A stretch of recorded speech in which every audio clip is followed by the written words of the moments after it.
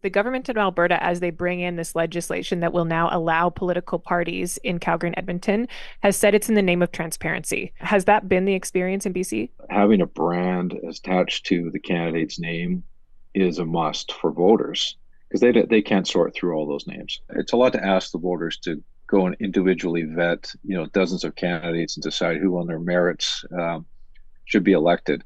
It's much easier just to say, I support this party, check, check, check, check, check. The stronger candidates, the ones who've been around longer, will often survive in an election, while lesser known candidates may perish. Party brands help bring clarity to the election, but voters will retain some level of, well, it's my choice. I'll decide who I'm going to vote for. Alberta will not be tying to a provincial or federal party. So I know you had mentioned that in the past, the NDP or the Greens have. Here it would be you're an independent or associated with Party X, Party Y. Can you share some of the pros and cons you've seen in this process?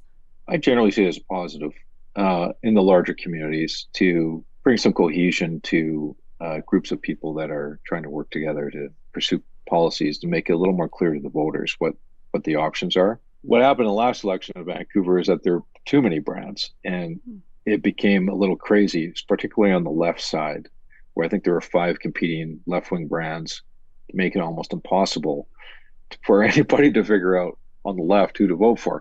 It's an attempt to bring clarity when there's a lot of brands running. Now, in your case in Alberta, where you're running an award system, I don't think you're going to have the same level of proliferation that we've had here, where it's the at-large systems can get kind of crazy.